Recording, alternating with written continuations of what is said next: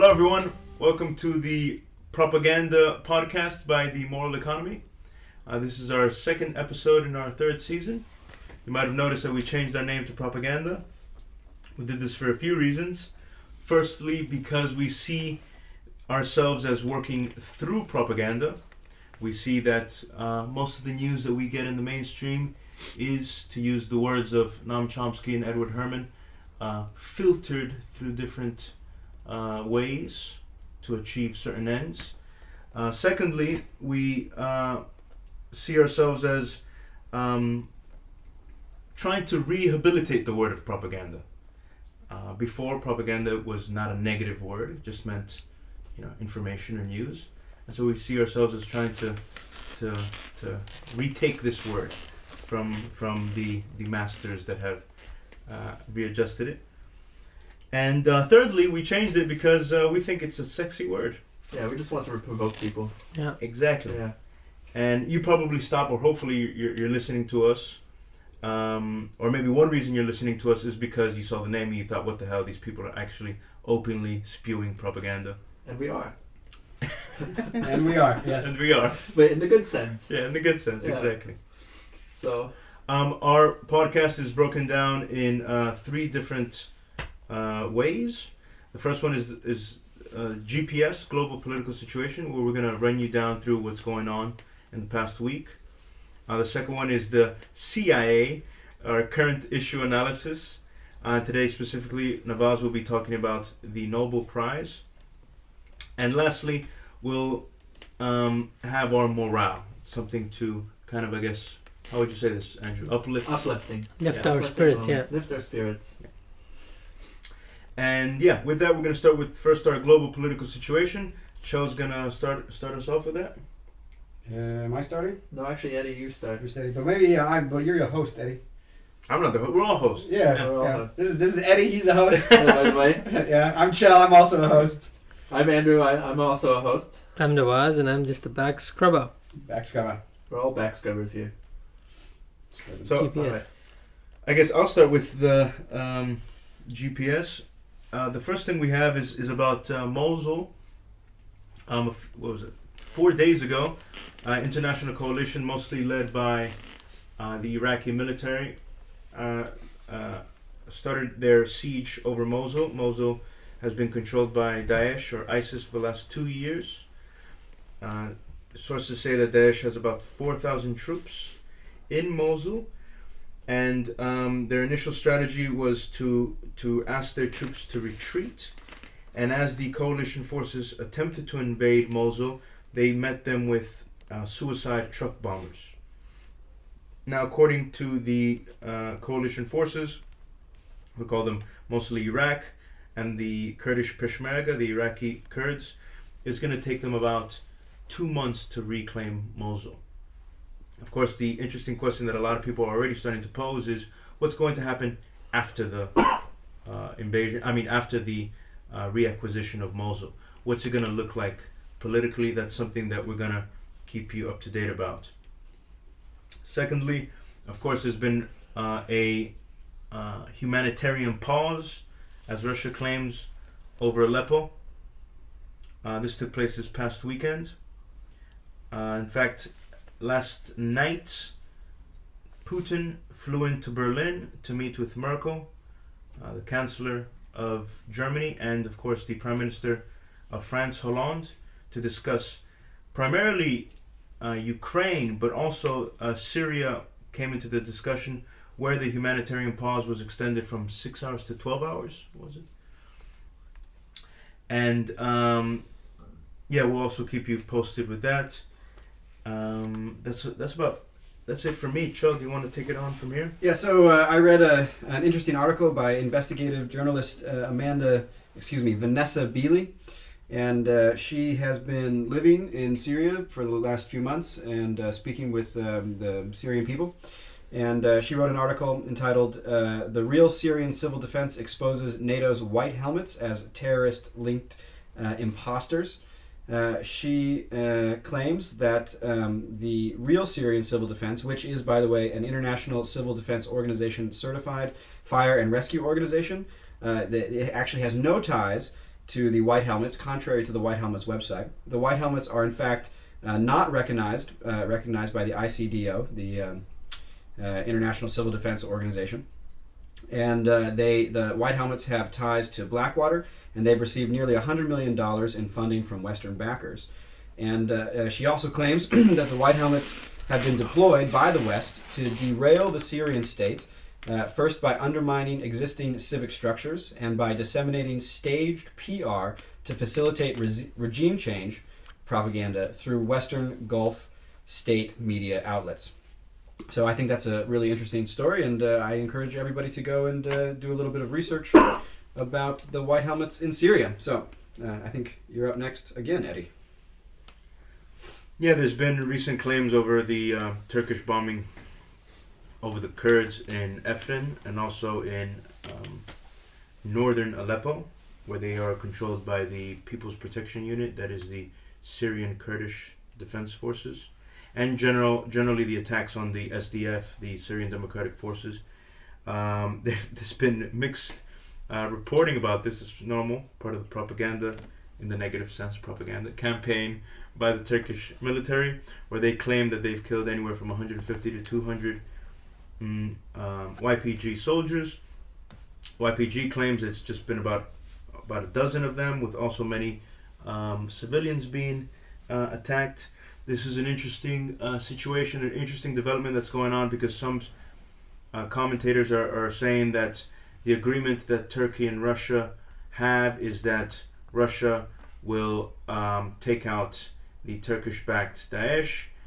In turn, they'll allow Turkey to take out the American-supported YPGs. So we'll see where that goes. I thought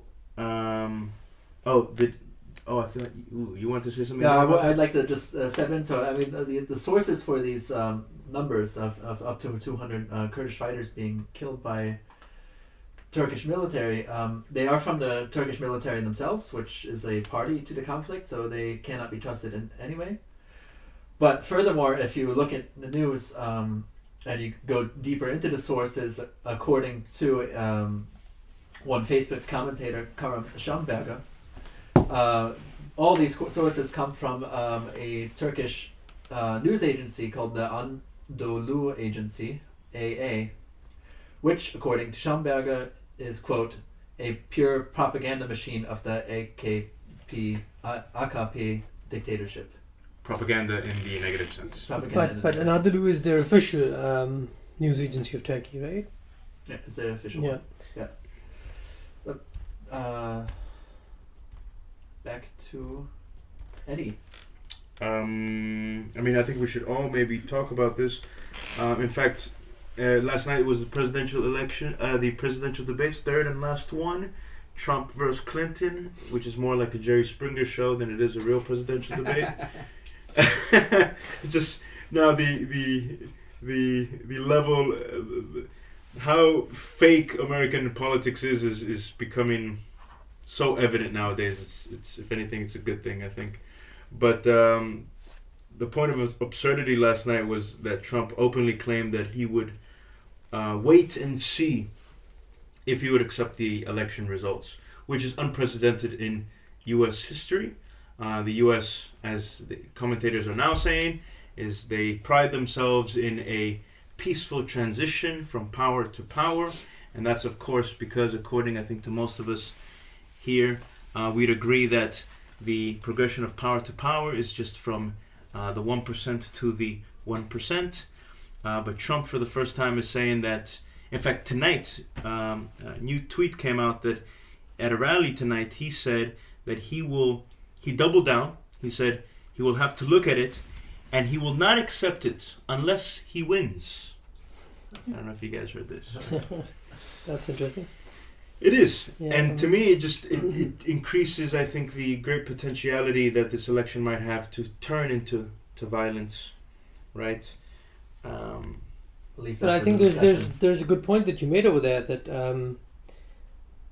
the whole comedy that is being played out through these presidential debates, and you said it goes on to show how discredited politicians are, and I think it it could go both ways. It could serve as, further mobilization for politics, like proper politics, or it could just make people, disenchanted from the whole political process. If this is what you end up choosing between the two, that's not really a choice. Right. And so that could go on and disenchant people from politics as well. And that is one of the things, we observe around the world. I think it definitely will. I think that we should save this for the discussion. Yeah. I agree. And so, Eddie? And also the idea about choice, which I wanted to say something about, but that's for the discussion. And then I lost the. And what was the other one? Oh, it was about Amy Goodman. Yeah. I don't know if you guys have been following this. This has been pretty much mainstream news. Amy Goodman, our beloved journalist from Democracy Now!, got charged with initially, was it a riot? She got initially charged with trespassing. Right. And then they dropped the charges, and then they charged her with participating in a riot. And this was dropped by a North Dakota judge. So on Monday, Amy Goodman went to North Dakota to turn herself in, and she broadcasted their Democracy Now! For that day. And according to sources, the state prosecutor wants to leave the case open. She was charged after reporting on the First Nations protectors' attempts to stop the bulldozing of sacred burial lands going to be used for the underground pipeline. For people who don't know, the First Nations protectors, those are the people, they call themselves protectors or water protectors. They are there to stop the DAPL pipeline, Dakota Access Pipeline. Not only do they see it as a huge threat to their sacred land, they understand perfectly well that is a huge threat to the water sources of over 18 million people, as well as the fact that we should be leaving this oil into the ground. And I just want to add that it's absurd that they're doing this in reservation land as a result of the American government's genocide of millions of indigenous peoples. They have this land that is theirs. They have their own law, their own judges, their own police.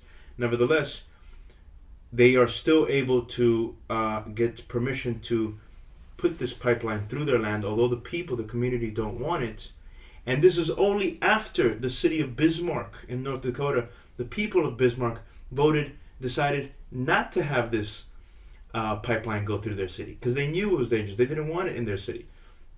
So that I think shows the hypocrisy of this idea that indigenous peoples, they have this reservation and it belongs to them. Yeah. Anyways, Cho, up to you. Cool. So Ecuador on Saturday cut off Julian Assange's access to the internet in, I guess, an attempt to censor him. Ecuadorian officials released a statement on Tuesday defending their decision to censor Assange based on Ecuador's respect for, quote-unquote, the principle of non-intervention in internal affairs and the internal affairs of other states. Their argument basically is that the recent leaks of 3 speeches that Hillary Clinton gave to Goldman Sachs may influence the outcome of the election, and Ecuador, because because Julian Assange lives in the Ecuadorian embassy in London and has lived there for 4 years, because he's on their territory, it sort of implies them as culprits in influencing the U.S. election. So anyway, Julian Assange no longer has access to the internet. Also, WikiLeaks is saying that John Kerry pressured Ecuador to censor Assange. That's the claim that WikiLeaks is making. Ladies, back to you. Eddie, back to you. I'm talking. Sorry, man. What was it? It's about the impeachment scandal, right? Mm. I don't know if you guys heard this on the news. I mean, Brazil's on the news not too long ago because they impeached, by many international commentators, unjustly impeached their Prime Minister, President Dilma Rousseff. And, oddly enough, yesterday, Edward Cunha, a senator, was arrested for corruption. He he allegedly took millions of dollars from the Brazilian government, Brazilian-controlled Petrobras, the State controlled. right? State State-controlled controlled, yeah. oil Oil company, Petrobras. Yeah, and also up is, oh man, I keep getting lost here with my pad. Sorry, guys. Is the 2 Iranian Americans charged with 10 years for collaborating with hostile governments. It was father and son. Father's 80 years old. They went to visit their family in Iran, and they were accused for collaborating with hostile governments, sentenced to 10 years. This just again showing you the increased tensions between the U.S. and Iran. Furthermore, increased tensions with the U.S. and China. There's been for a while disputes over the South China Sea, and although the Philippines won a case brought to the International Court by their ex-president over the South China Sea, and they won it, the new President Duterte, he went to China yesterday, or today was it, to meet with Xi Jinping from the People's Republic of China, and now they're open to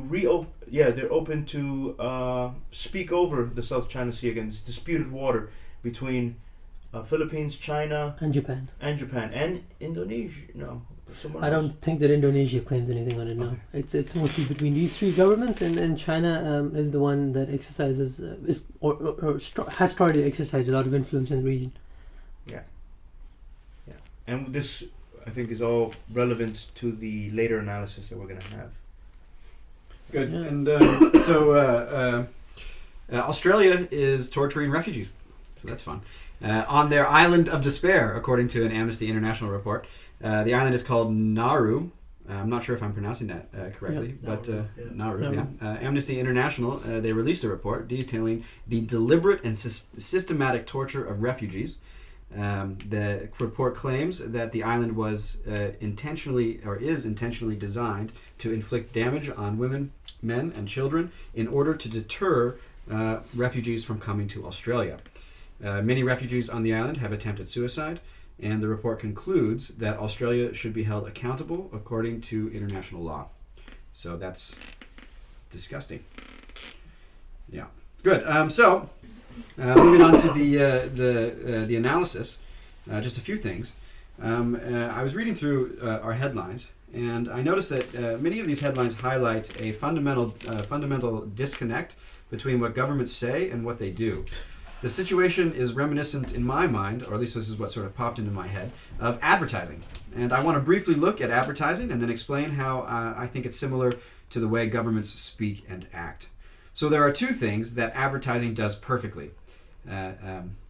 It's tremendous. First, advertising is great at lying. The lies advertising tells, however, are not just normal lies. They're a very particular kind of lie, which I'll come to in a second. The second thing advertising does is it conceals the labor that produces whatever it is the advertising is trying to sell. So advertising lies, like I said, in a very specific way. They lie by associating the product they're trying to sell with a value that consumers want to have but currently lack. Some values you often see expressed in advertising include individuality, be yourself, friendship, be with cool people who like you, and autonomy, make your own decisions. By associating their products with these values, advertising obscures the fact that the very act of advertising, and by extension the act of consumption, is opposed to the values that they're expressing. So buying a new iPhone will not make you an individual, it will not win you any friends, and it does not mean that you are a free thinker. What? I mean, surprising, right? Mind-blowing. In fact, it's quite the opposite. Materialistic overconsumption is a symptom of the lack of values and not a solution to it. So, at the same time, the things that we consume are often produced in sweatshops where workers are unfairly compensated for their time and labor, while the profits flow up into the hands of a small number of extremely wealthy individuals. Advertising conceals these uncomfortable facts because informed consumers may decide not to buy products produced in this way. Advertising is a fair analogy to politics. All governments, including blatantly non-democratic ones, speak a language designed to associate government decisions with values that are important to the people, and also to reassure the people that the government is acting in accordance with these values. Some values you often hear mentioned are human rights, freedom, or transparency. Since governments in so-called democracies act in the name of the people they represent, the language they use is also intended to legitimize elections. When we look at the global political situation, however, we see that the values expressed in government rhetoric are different from the values that inform their actions. For example, Australia officially believes in human rights. They constantly espouse a language of human rights, but they intentionally torture refugees in order to prevent more refugees from coming. Governments lie to us when they claim to act according to our dearly held values, and by lying to us, they show that they not only do not share our values, but that they are interested in obscuring that fact from us. So we can speculate why authoritarian governments want to obscure their reasons for acting from their people, but I'm interested in why so-called democratic governments do it. And the answer, I believe, has to do with legitimizing the democratic process. If the real values underpinning government decisions were known, the people who voted for them would feel betrayed and would not vote the same government into power again. Democratically elected governments want to maintain power, so they obscure the real reasons why they make decisions from their voters. Government rhetoric in democratic countries therefore associates governmental decisions with values that the government does not have, and perpetuates this falsehood in order to legitimize elections that are themselves based on the same lies. Mass elections have shown themselves to be extremely conducive to this behavior, and these mass elections have become part of the problem and cannot, without major structural change, be a part of the solution. So that's the analysis that came to mind when I was reading these articles.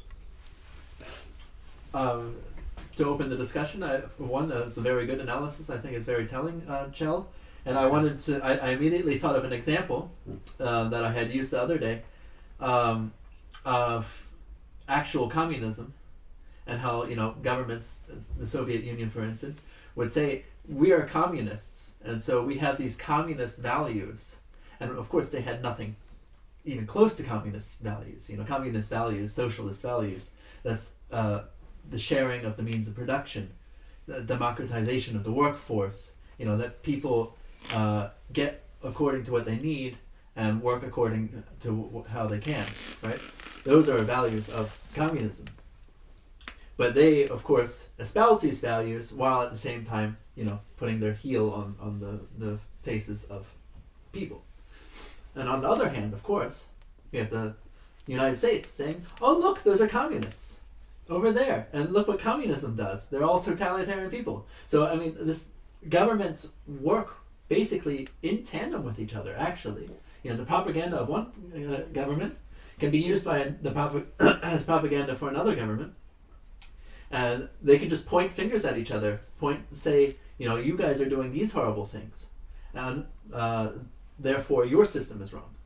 You guys are doing these horrible things, and therefore your system is wrong. And this reminds me of our discussion last week, where we were talking about, I think before the discussion, actually, before the podcast, Russia and the United States. It came up, how can the United States be pointing a finger at Russia when it has been doing these things themselves? And how can Russia be pointing a finger at the United States when they've been doing these horrible things? And I think the best point that was made for one was by our good friend Eddie, who said, well, when we're talking about these things, we got to make sure that we're not including the we into it. We are not the United States, us Americans here, or any Russians. We are not Russian. We're not Russia. So when we're talking about this, we've got to make sure that we're distancing ourselves. These are two warring factions, warring capitalist factions. Both sides of them are fighting each other, and they're using the values that we understand in order to fight against each other. So what do we do from there? I leave this question for you guys. But I think it's not just that. It's that people connect with these values, right? The fact that, American governments back in the Cold War days, they spoke about the values of, the spirit of hard work and the spirit of, making it big, the American dream. That was something that people could relate to, that people could connect themselves with. So it's not just values that they make up. It's values that they're a part of their, social makeup. They're a part of their social culture, which is why people could relate to them. Which is why people think that the governments, insofar as they're acting according to these values, they are representing them. Yeah, that's why. I think Which is what, yeah, exactly, which is what Shell was alluding to. so Yeah, good. yeah, totally. Yeah. I mean, I just want to say, thinking about Shell's analysis, which I really liked, made me think of something a friend of ours, someone we all know, I'll just call him T Money, told me recently when he came to visit me. He's working as a speechwriter for a politician somewhere in the world, and he was blown away as to how real politics works. And he told me that the catchphrase that they have is, politics is presentation. That's all it is. Yeah, has a lot to do with this marketing. And I think this is epitomized by Trump. You know, he just lies all the time, but it doesn't matter because no one really checks. You know, it doesn't matter. It doesn't matter at all. He's a child. He's a fucking child on stage. Everyone sees this. It doesn't fucking matter. Yeah. I mean, it's also epitomized by Hillary Clinton, Yeah, right? of course. No, Like, absolutely. I mean, We I all love it understand in the that. second debate. You know, at the very beginning, they talked about Trump and the grab the pussy thing, and Hillary looked at Trump and she said, "Trump, you have to take responsibility for the things that you've said." Yeah, and then 5 minutes later, the moderator said, "So Hillary, what about this thing you said, where that politicians have to have a public face and a private face?" And she said, and Hillary looks and she says, "You know what? Well, let's talk about what's really going on. Russia is trying to manipulate the U.S. election." It's like, way to take responsibility for the things that you said, Hillary. Yeah, exactly. You know, after 5 minutes previously telling Trump that he has to do it, you just totally didn't do it. Now, yes, Russia might be manipulating the election, and that would be an issue that we should talk about. However, Russia did not say in a speech to Goldman Sachs that people have to have a public and a private face. Right? You said that, Hillary, and you need to take responsibility for it. And I just want to add to get us back to the discussion, because it's really easy to get into the Trump-Clinton thing. Trump and Clinton. Is that, and it's going back to what you said, and that's, and now that I'm forgetting. That's how it works. Now I forgot. Actually, go ahead, Andrew. Let me remember what I said. Okay, well, what I wanted to go into, I mean, I mean, this is exactly another point of warring factions. I mean, look, Oh, I remember. the only ability that Trump, this child, has his, Eddie is whispering into Chelsea right now, so I'll talk to Navas. The only way this child is able to have the support that he has is because there's, for a long time, this culture in the United States of seeing liberals as terrible people, you know, of this right-wing culture that we have in the United States. And our political system is pitting two warring factions against each other in a wonderfully well-orchestrated fashion. It doesn't have to be something that that they planned in the beginning. It doesn't matter. It's all there, and it's falling into place. The president that many of us think is going to lead us into war, Hillary Clinton, is going to be elected, most likely. Eddie. Yeah, no, I remember what I wanted to say, and it's in part tied to what we spoke about last time, and it's how this election and just what's going on in the world in general, because I think we can string a lot of things together just internationally, is the legitimacy of this form of democracy. And a lot of people are just not buying it anymore, and what we find in Trump and Clinton is this really idealization of the political class and the billionaire class, or the elite class. Of course, the political class they have always been the puppets for the billionaire class. But what we see, and maybe we could discuss this, but what we see going on with Trump is this rogue kind of billionaire wanting to just take direct control, seeing that we don't need puppets anymore. And he's showing it. He's showing you could be openly racist, openly misogynistic, and still people will support you. This was always the underpinnings of our democracy, so-called democracy, right? But now he's realized to me, and for this, I mean, maybe we could talk about how tactful he is. He's realized that, no, we don't need the puppet class anymore, these puppet politicians, career politicians. We can just directly take power, right? And of course, we could talk about his connections with Berlusconi over there in Italy. But, and this ties down to legitimacy. And I wonder, maybe something we could even, I'm curious to know what you guys think, to do a deeper analysis on how this connects with so many headlines we've spoken about. How this crisis of democracy is connecting to just global conflict. I mean, global conflict has been there for a while, but I mean, things are really looking bad with Russia, with China, with Iran, with North Korea. I mean, things are really looking bad with a president who's seen as a very pragmatic and very intelligent guy.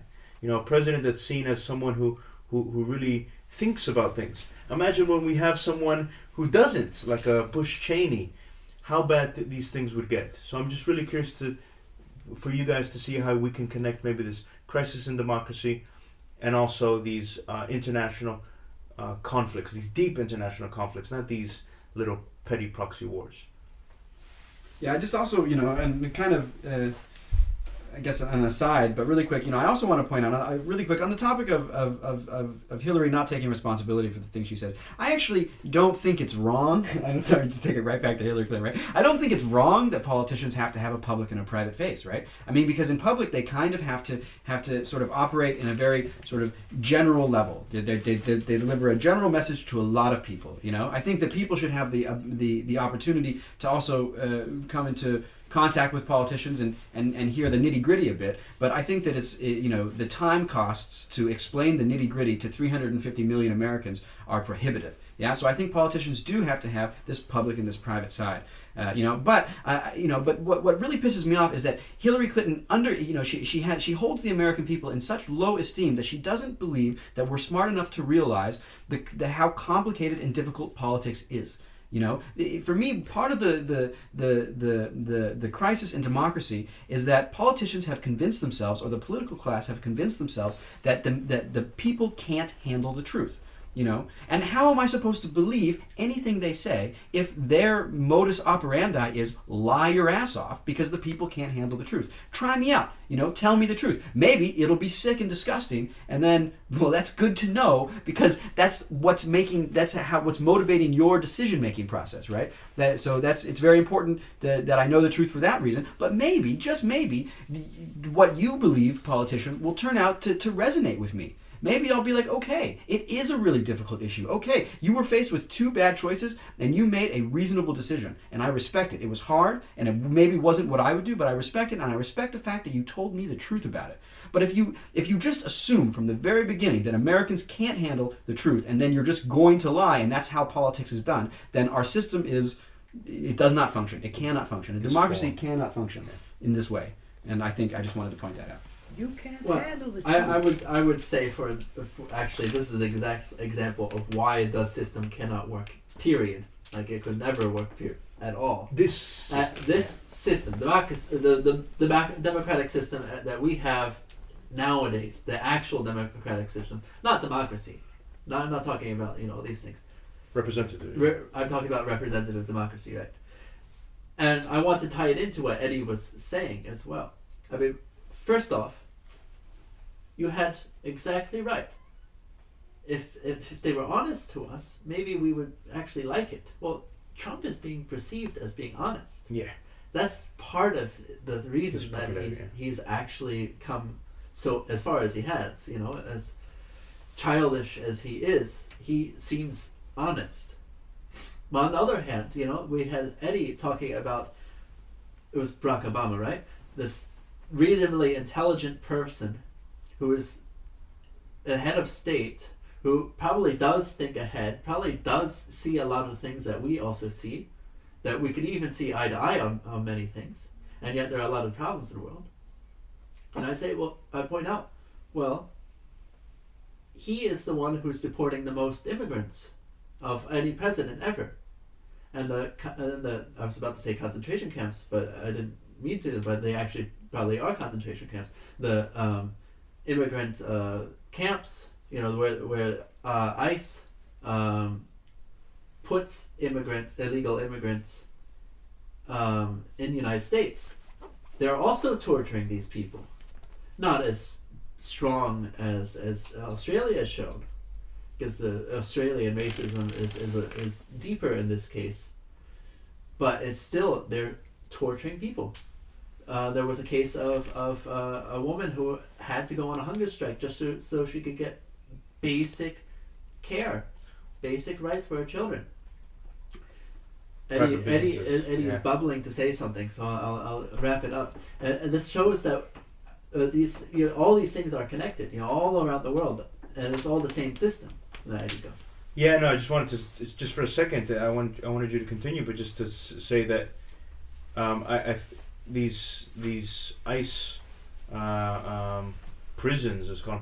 They're funded. They're private industry, right? Yeah. And we have to understand that as smart or I never forget. I don't know if you'll be listening to this, but Victor Augusta, he made a great point. Years ago. He said, "Look, man, given our current economic political system, even if you had Murray Bookchin or Karl Marx as president, they would still be forced to do these human right violations, all these horrible things that empire just forces you to do."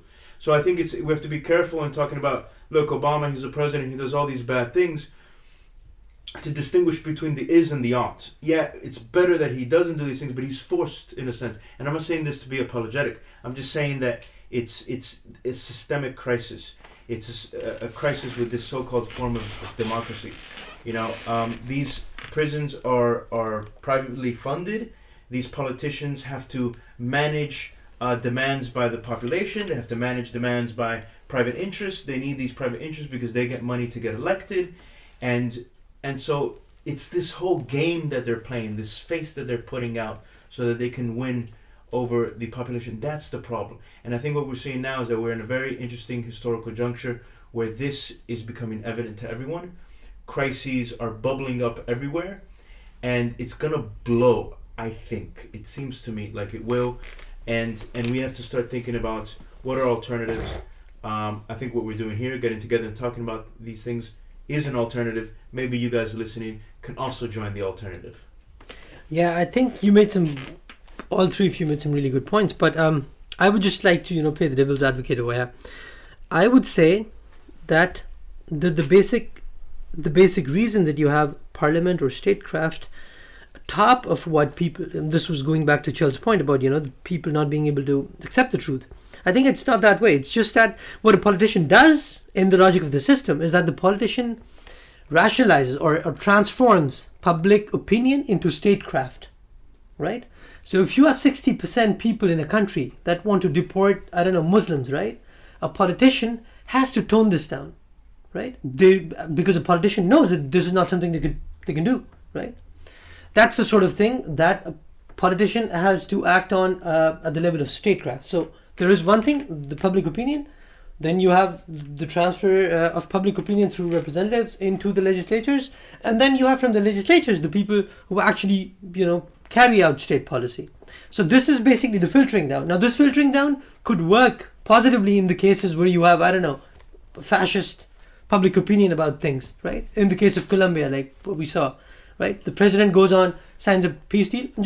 I don't know if this example suits, but just as an example, the president goes on, negotiates a peace deal with rebels, which would put down a civil war that has been ravaging the country for 40 years.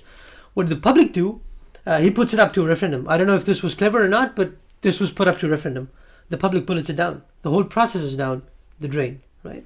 So this is where you have to be careful, from the logic of the system. This is the sort of thing that you would, as a statesman or a stateswoman, not something be open to. Secondly, the points that Eddie referred to, right, in terms of the logic of the system and all that. I would say, or earlier about Trump, I think what's happening over here is that Trump represents certain values to the people who are supporting him, right? He's not just some idiot who's just run amok, right? He's a very intelligent guy in his own way. He's successful, right? He sells that thing, and people buy it, right? Why do people buy it? This is one thing that we should question, right? Why do people buy it? Is because a lot of things that he say reverberate with the public, with the voters of the Republican Party, right? Which, as I was reading recently somewhere, are largely from rural communities, right? Largely conservative in their view of the society, of the society or the social values that they think America stands for, the United States stands for, right? And which is why they don't want their country to go to the dogs or the devil, legalize gay marriage, that kind of stuff. Now I am not taking a position on these, but it's just that there could possibly be talking points that Trump makes which connect to these people. Now this goes back to what Shell was talking earlier about in terms of people being able to handle the truth. Now people, as we know, are very easily manipulated with the sophisticated mass media that we have today, people are very easily pushed from one agenda to another, right? And what matters in this case is that who is controlling. And this is something we've spoken about. This is something we try to espouse when we call ourselves propaganda, right? That people need to be informed and need to be informed well. So I think that is where the bigger difference would lie. It does not matter what sort of a system you put up on people. You had other systems that would, brutally use, propaganda to present themselves as, I don't know, whatever, islands of prosperity or whatever. But still, that was not the case. So. Yeah, no, that's a great point, and it reminds me firstly of Adorno, Theodor Adorno. If you guys get a chance, if you don't know who he is, philosopher, social critic, early 20th century. He was a German Jewish dissident leaving Nazi Germany in the 30s, and he was blown away when he got to New York to see the level of, I guess, ideological manipulation that was going on in the U.S. How would you? Yeah, I think I don't know if you wanted to talk about that, because he went on and carried this sort of an experiment. I didn't want to go into the experiment. I just wanted to go into his observations. Yeah. Okay. And how blown away he was by the progression of American consumeristic culture, and how it has this is not a word, but I'm gonna invent it. Dumbified all of us. It's a great word, dumbified. Yeah. It's kind of like stupefied. Yeah. But the fact that it's not a word and probably it's it is a dumb word and dumbified, it works on like two levels at least, It's a bit ableist, though, I'm just going to say. And I just want to say, just a very quick point, is that this in itself shows the crisis of democracy. I mean, what is democracy? Democracy is people getting together, talking to each other about issues, and trying to reach some kind of synthesis of ideas. Being open to the fact that their ideas are just one way of looking at it, and that in conversation with other people, their ideas can change and transform, and hopefully they can reach to a higher truth, right? When we go to the US, or rather, when we go to especially these rural areas, which it so happens are supporting Trump, they are taking views that are very old school. They don't want to change their views. They are not open to democracy in its very nature. And so, to me, there is a requisite for democracy, and that requisite is conversation, cooperation, Informed talking. audience. I would say an informed audience. And yeah. And an informed audience means talking about it and engaging in the democratic process. Totally. And that's my response to your points. Yeah. Well, as a good propagandist, I'd say this conversation has been very dialectical. And I mean, actually, that both sides are correct. Both sides, Navas pointed out very, very well. We look at the type of people who are voting for Trump, what they do, or what kind of education level and all that. And then you look at the other side of the system. And I think that's where we are stepping in right now, is to facilitate these two sides coming together, in the sense that allowing people to become educated and giving them also the spaces, the system, in order to become educated and to also participate and form their own system the way they need it. And now, because we're running out of time for this segment, I want to lead into Navas's piece, CIA piece on Nobel Prizes. Yeah. But before that, we will take a short break.